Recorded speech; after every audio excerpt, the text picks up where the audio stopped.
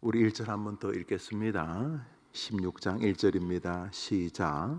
요셉 자손이 제비 뽑은 것은 여리고 곧 여리고 곁 여리고로부터 베델 산지로 올라가고, 여기 오늘 잠시 상고하고자 하는 것은 요셉 자손이라는 말입니다. 이제 가나안 땅에 들어가서 여러 가지 토지를 지금 나누고 있습니다. 나누고 있는데 이스라엘의 야곱의 12아들이 우리가 보편적으로 12지파 아닙니까? 그러니까 요셉의 지파라는 말이 크게 틀린 말은 아닌데, 요셉이 야곱이 낳은 12명의 아들 가운데 11번째이니까 마지막이 베냐민, 그래서 루벤, 시몬, 레위, 유다 이렇게 쭉 이어와서 요셉, 베냐민까지 12지파가 땅을 이렇게 제비 뽑아 가지는 것은 전혀 이상한 것이 아닌데, 그런데 정확히 말하면은 이스라엘은 야곱의 12아들이 12지파를 가진 것이 아니라 야곱의 12아들 가운데 제사장 지파, 레위 지파는 직접 땅을 가지지 않고 나머지 12지파가 레위 지파에게 땅을 주게 하십니다. 일단은 12지파 가운데 레위 제사장 지파는 우선 땅 분배에서 빠집니다. 그럼 11명이 남았죠. 그런데 11명 중에 지금 요셉이라는 말을 계속하고 있는데, 요셉이라는 사람의 정작 기업은 없습니다. 그래서 이스라엘이 12지파라고 말할 때 루벤, 시몬, 레위 건너뛰고 유다, 스불론, 갓, 아셀, 요셉, 베냐민 이렇게 쭉 이어지면 좋겠는데, 요셉 역시 레위처럼 직접 땅을 분배받지 못합니다. 여러분 잘 아시죠? 12지파인데 2명 레위와 요셉이 땅을 받지 못하니까 10지파밖에 남지 않죠. 그러면 나머지 2지파가 이제 자식이 12명밖에 없는데 12명 중에서 2명이 빠지니까 나머지 2지파는 어떻게 되는가? 이제 여기 요셉 지파라는 말이 반복되는 이유가 있습니다. 밑으로 내려오셔서 우리 4절을 읽겠습니다. 4절입니다. 시작. 요셉의 자손 므낫세와 에브라임이 그들의 기업을 받았더라. 요셉에게 2 아들이 있었는데 장자가 므낫세, 둘째가 에브라임인데 아버지 야곱이 죽으면서 둘째 에브라임에게 먼저 축복을 하게 됩니다. 그래서 요셉이 아버지 눈이 좀 잘 안 보이시는가 본데 므낫세가 장남입니다. 그랬더니 내가 안다, 내가 아는데 에브라임을 먼저 앞세우겠다. 그래서 에브라임과 므낫세와 에브라임이 요셉의 자식들, 요셉의 자손들인데, 요셉의 자손들인 이 에브라임과 므낫세가 아까 말했던 삼촌들 10지파에 이 2 조카가 들어가게 됩니다. 그래서 이스라엘의 12지파는 넓게 보면은 뭐 에브라임과 므낫세도 야곱의 손자들이니까 뭐 야곱의 12지파라고 해서 틀린 말은 아닌데, 정확히 땅을 분배받는 사람은 삼촌 10명과 레위와 자기 아버지 요셉이 빠지고 요셉의 2 아들 에브라임과 므낫세가 땅을 기업으로 받게 됩니다. 그래서 이스라엘을 보면 12지파가 계속 쭉 나오면서 요셉은 건너뛰고 에브라임과 므낫세가 나오는 것이죠. 우리 밑으로 좀 더 내려오셔서 14절을 봅니다. 17장 우리 밑으로 내려오셔서 오늘자 날주가 여호수아서 16장 17장이죠. 우리 16장을 좀 건너뛰고 17장 14절을 봅시다. 시작. 요셉 자손이 여호수아에게 말하여 이르되 여호와께서 지금까지 내게 복을 주심으로 내가 큰 민족이 되었거늘 당신이 나의 기업을 위하여 한 제비 한 분깃으로만 내게 주심은 어찌함이니까 하니, 여기 이제 보면은 계속 이 성경이 이 에브라임과 므낫세를 혹시나 잊혀질까봐, 그 아버지 요셉이 잊혀질까봐 에브라임과 므낫세라고 해도 되는데, 여호수아서 16장 17장에서 계속 이 에브라임과 므낫세를 이렇게 뭉쳐서 요셉의 자손들 이렇게 부릅니다. 우리 밑으로 내려오셔서 우리 17장 16절을 또 한 절 읽읍시다. 16절입니다. 시작. 요셉 자손이 이르되 그 산지는 우리에게 넉넉하지도 못하고 골짜기 땅에 거주하는 모든 가나안 족속에게는 벳스안과 그 마을에서 거주하는 자이든지 이스라엘 골짜기에 거주하는 자이든지 다 철병거가 있나이다 하니, 이 뒷부분은 조금 다시 참고하겠습니다만, 중요한 것은 요셉이라고 하는 사람을 성경은 마지막까지 이렇게 기억하고 있다는 것을 우리가 느낄 수 있습니다. 그냥 에브라임 지파이라면 될 텐데, 그냥 에브라임 므낫세라면 될 텐데, 굳이 요셉의 자손들이라고 하면서 마치 그 아쉬움, 이제 곧 땅을 분배하면 지금부터는 에브라임 후손이 되고 므낫세 후손이 되는 거죠. 그러니까 이제 뭐 에브라임과 므낫세가 이제 장성하면 그 아버지 요셉은 이제 사라지고 이제 후손들의 이야기가 나올 텐데, 이 에브라임 지파와 므낫세 지파가 꽃피기 시작하는 바로 그 시절에 성경은 계속 그들을 요셉의 자손이라고 말하므로 우리의 시각을 요셉에게 자꾸 주목시키는 것을 보게 됩니다.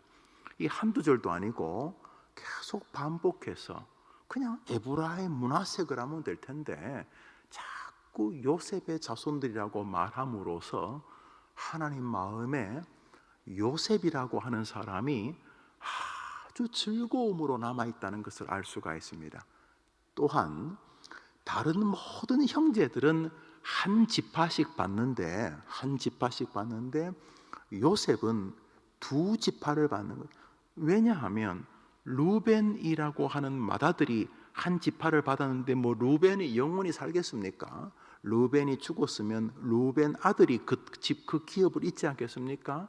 그래서 한 지파가 쭉 이어져 내려올 겁니다. 루벤도 한 지파, 시므온도 한 지파, 또 유다도 한 지파, 스불론, 갓, 아셀, 납달비 다 이렇게 한 지파씩 올 텐데 요셉은 두 지파를 받습니다.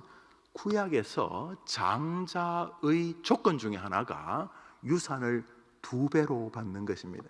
그러니까 하나님 마음에 요셉이 마음의 장자로 서 계셨던 것입니다.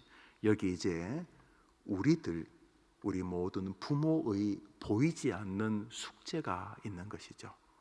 여러분, 우리들이 만나고 있는 우리 자식들, 조금 더 살면 조금 더 만날 그 자식의 자식들, 손자, 손녀들, 조금 더 살면 이제 증손자들, 그렇지만 손자의 손자의 손자까지 볼 사람은 거의 없을 것입니다. 그런데 여러분의 신앙의 가계가 일정한 영향을 하나님 앞에 기억되게 할 수 있다는 것이죠. 그래서 우리는 혼자 살지 않습니다. 우리가 지금 살고 있지만 우리 후손들이 우리와 연결되어서 삽니다. 얼마나 많은 성경에서 예루살렘의 딸들아 나를 위해 울지 말고 너와 너의 자녀를 위해 울라고 주님이 말씀하십니까? 아니, 자식을 위해 울어도 아무 소용이 없다면 주님이 장난치시는 겁니까? 성경을 보십시오. 얼마나 많은 부모들이 그 자녀를 위해 붙들고 울 때에 하나님이 그 부모의 기도를 듣고 자녀에게 은혜를 베풉니까? 수로보니게 여인 같은 사람은 대표적인 사람입니다. 그 여인은 유대인도 아닙니다. 수로보니게라는 말 안에 무당의 자식이라는 의미가 담겨져 있습니다. 그냥 다민족이고 예수님 만나기 전까지 막 부닥거리 하던 사람이었을 것입니다. 그렇지만 자기 딸이 병들고 귀신 들려 막 죽어가자. 이제는 외통수가 됐나 봅니다. 마침 멀리서 듣고 있던 예수님이 자기 마을을 지나간다는 말을 듣고 쫓아왔어. 예수여, 제발 내 딸 좀 살려달라고 할 때 예수님이 정말 이 여자가 진짜 믿음인지 쇼인지 물으시죠. 나는 개한테 음식 안 준다. 그쯤 되었으면 모독으로 받을 텐데 이 여인은 진짜 자신의 자녀를 사랑했습니다. 예, 제가 그동안 믿음 생활도 개차방이었고 제대로 신앙생활을 안 했습니다. 맞습니다. 그렇지만 주님, 좋은 거, 영적으로 좋은 거 이런 거 다 잘난 사람, 교회 잘난 사람 많잖아요. 잘난 사람 주시고 나는 은혜의 그 부스러기, 땅바닥에 떨어지는 거, 씹다가 질겨서 버리는 거, 그런 거 그저 은혜가 묻어만 있으면 되니까 그것을 내게 달라고 하자 주님이 그 여인의 믿음을 보시고 놀라운 것은 그 여인의 집에서 지금 묶여가지고 귀신 들려있는 그 딸을 고쳐주었다는 것입니다. 성경을 보십시오. 얼마나 많은 부모의 기도를 듣고 자녀에게 은혜를 더해 주었습니까? 아닙니까? 오직 내 기도는 나만 효능이 있습니까? 내가 자식을 위한 기도는 효능이 없습니까? 그러면 사도 바울이 가는 곳마다 나를 위해 기도해달라는 골로새서, 빌립보서, 에베소서는 어떻게 설명이 됩니까? 아니, 타자가 나를 위해 기도하는 게 아무런 효력이 없다면 나를 위해 기도해달라는 바울의 이 이야기는 수사입니까? 그냥 해보는 소리입니까? 그런 면에서 우리들은 혼자 살지 않습니다. 여기 처녀 총각도 있을 텐데 여러분이 아직도 만나지 못한 후손들이 여러분과 지금 같이 살고 있는 것입니다. 요셉이라고 하는 인물을 오늘자 날주 여호수아에서 계속 말하는 것은 왜 그러나 싶은 생각이 들 만큼 의아합니다. 에브라임이라는 이름이 있는데, 므낫세라고는 이름이 있는데 주님은 그들을 말하기 전에 앞에 꼭 쓰고 싶은 것입니다. 요셉의 자손들, 내가 요셉의 자손들에게 2배를 준다는 말을 하고 싶은 것입니다. 요셉이 하나님의 기쁨이었던 것이죠. 창세기, 하나님이 천지를 창조하신 것으로부터 시작해서 50장으로 끝나잖아요. 여러분 아시죠? 창세기 50장이 어떻게 끝나는지. 요셉의 죽음으로 끝이 납니다. 훌륭한 사람, 그런 훌륭한 사람이 보통 학교 선생님들, 교수님들 이런 분들이 은퇴하면 그 밑에서 이제 학위를 했던 친구들이 이렇게 논문 봉헌식 거라면서 이렇게 챙겨드리고 그러잖아요. 기념해드리고 또 유명한 화가가 죽으면 그 사람의 죽음으로 무슨 파가 한 시대가 마감되었다, 역사의 한 페이지가 넘어갔다 이런 말하잖아요. 창세기라고 하는 이 어마어마한 작품을 하나님께서 요셉이라는 사람을 이 죽자 기꺼이 창세기를 이렇게 덮어주시고 기념해 주시는 거죠. 요셉이라는 사람에게 우리의 마음의 일부분이 담기기를 원하시는 것이다. 저는 이 본문을 보면서 그런 생각이 들었습니다.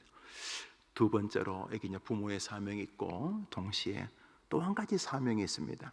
우리 16절을 한 절 읽습니다. 16절. 에브라임과 므낫세가 땅을 기업으로 받는데 좀 척박한 땅을 기업으로 받았습니다. 척박하다는 게 돌도 많다는 뜻이지만 아직까지 가나안 족속 가운데 이렇게 채정복이 안 되어 있는, 그래서 좀 방해꾼들이 있는 그런 땅이었습니다. 우리 16절 읽읍시다.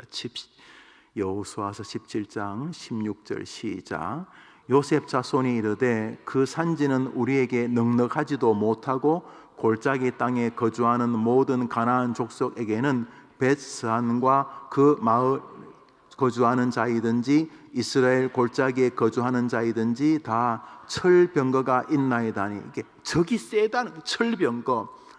그 족속들이 세서 우리가 그 땅을 다 정복할 수가 없습니다. 이게 하나님 주신다고 하긴 했는데 우리가 그 땅을, 다른 사람들은 그냥 대부분이 그냥 논밭이고 강물이 옆에 끼고 있고, 그런데 우리가 받은 땅은 좀 척박한 데다가 거기 원주민들이 끝까지 저항하면서 철병거까지 있다. 하나님이 분명히 주신다고 하긴 했는데 방해꾼들이 있다, 이렇게 말하고 있습니다. 우리 17절, 18절 두 절을 읽읍시다. 시작. 여호수아가 다시 요셉의 족속 곧 에브라임과 므낫세에게 말하 이르되 너는 큰 민족이요 큰 권능이 있은즉 한 분깃만 가질 것이 아니라 그 산지도 내 것이 되리니 비록 삼림이라 내가 개척하라 그 끝까지 내 것이 되리라. 가나안 족속이 비록 철병거를 가졌고 강할지라도 내가 능히 그를 쫓아내리라 하였더라. 아멘. 여기 이제 이 아침에 또 하나 상고하고자 하는 것은 하나님이 우리에게 주신 거죠. 가나안 땅이 어떤 땅이면 하나님이 우리에게 주신다고 했잖아요. 응? 네가 알아서 하는 게 아니고 내가 너에게 주겠다고. 하나님이 주시겠다고 했던 땅임에도 불구하고 반대자들이 있었다는 것입니다. 여러분, 이건 굉장히 중요한 일입니다. 하나님이 주시겠다고 약속한 땅이, 가나안 땅은 이스라엘 백성이 어떤 땅을 갈까요 하고 선택한 게 아니라 내가 너희에게 줄 땅이라 그랬어요. 주님의 약속이 있고 주님의 어떤 다스리심이 있고 무엇보다 주님의 계획이 있던 땅이었어요. 그런데 그 거룩한 하나님의 약속의 땅에도 불순물들이 있었고 방해꾼들이 있고 대적들이 있었어요. 믿음의 길을 걷는 동안 건강이 대적이 되기도 합니다. 아니 뭐 예수 안 믿는 내 친구들은 건강한데 이렇게 늘 예수 믿고 하는 나는 왜 이렇게 안 건강할까? 이게 대적이 있습니다. 우리가 그것을 다 이해할 수는 없습니다만 삶의 대적이 있습니다. 특별히 믿음의 세계에는 반드시 대적이 있습니다. 얼마나 많은 사람들이 신앙이 바로 그 대적들 때문에 벌어집니까? 그런데 바꾸어 말하면 왜 믿음의 사람들에게는 대적이 있는데 여러분들에게는 대적이 있으면 안 됩니까? 얼마나 많은 사람들이 그 대적 때문에 믿음 생활이 막 왜곡되고 심령의 세계도 왜곡되고 길지도 않은 남은 삶을 완전히 엉망으로 만드는 것은 지혜로운 것이 아닙니다. 한번 따라합시다. 믿음의 세계에도 약속의 세계에도 하나님이 주시는 은총의 세계에도 대적이 있다. 반대자가 있다.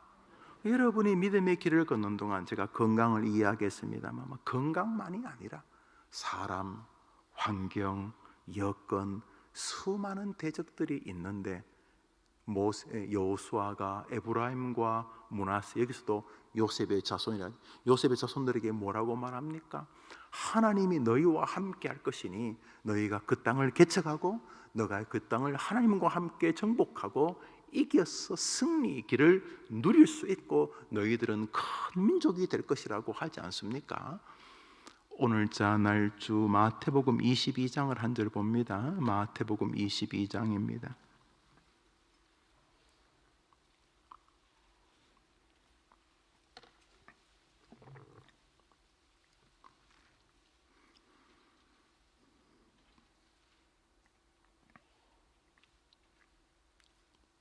이 절 3절을 읽겠습니다. 2절 3절입니다. 같은 주님의 비유의 내용인데요. 천국은 2절 3절 시작. 천국은 마치 자기 아들을 위하여 혼인잔치를 베푼 어떤 임금과 같으니 그 종들을 보내어 그 청한 사람들을 혼인잔치에 오라 하였더니 오기를 싫어하거늘. 여러분, 여기 아주 주님의 아주 멋진 비유가 있는데 이건 우리의 인생이죠. 우선 초청자가 임금입니다. 그냥 동네 아저씨가 오라는 게 아니고 임금님이 뭐 자기가 겠어요. 신하들을 불러서 임금님이 오라 그랬으니까 잔치는 궁궐입니다. 뭐 이게 뭐 요즘 대통령을 임금이라고 할 수는 없겠습니다. 아무튼간에 뭐 권력이 가졌다는 측면 대통령을 칩시다. 프랑스 대통령이 뭐 엘리제 궁에 아니면 영국 왕이 버킹엄 궁에 그저 뭐 일반 서민들은 뭐 평생 한 번도 못 가볼 것을 정중하게 초청을 했단 말이죠. 임금. 그런데 무슨 이유인지 여기 지금 임금이 하나님인 거 아시죠? 임금이 초청을 했는데 반대합니다.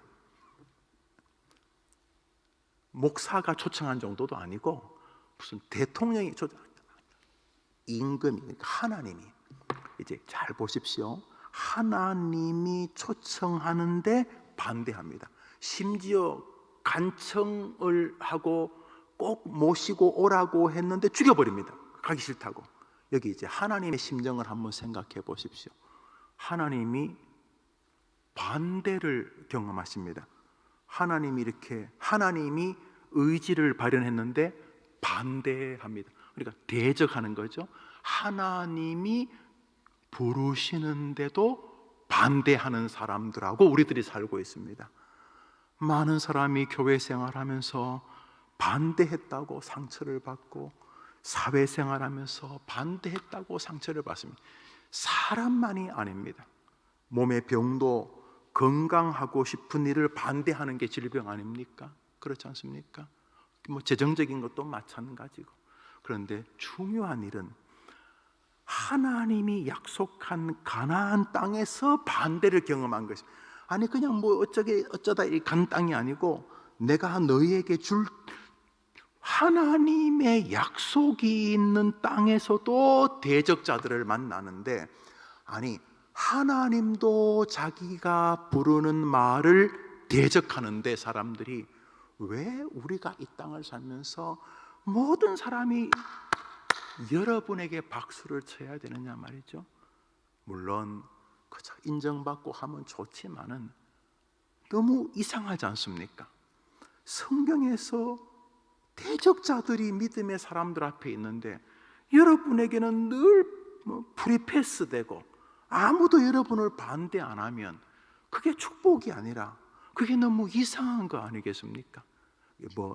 반대자들이 있어야 된다 이런 말이 아니라 오늘을 살면서 반대자들을 피해 안 만나면 제일 좋지만 그런 일들이 피해지지 않아요.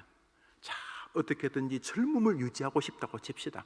아무도 젊음을 유지하는 것이 좋으니까. 그런데 젊음을 유지하는데 대적자가 생깁니다. 늙음입니다. 내가 하루 오늘 열심히 늙어야지 그렇게 늙은 것도 아니고 그냥 어느 날 보니까 한 5년 전보다 더 늙어진 거지.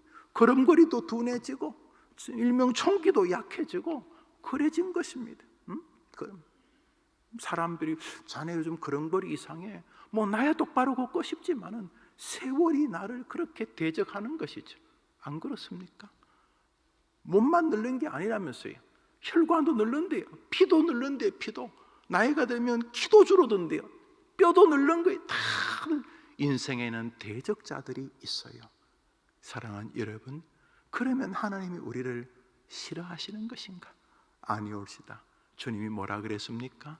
그런 모든 대적자들이 올 때 염려하지 마라.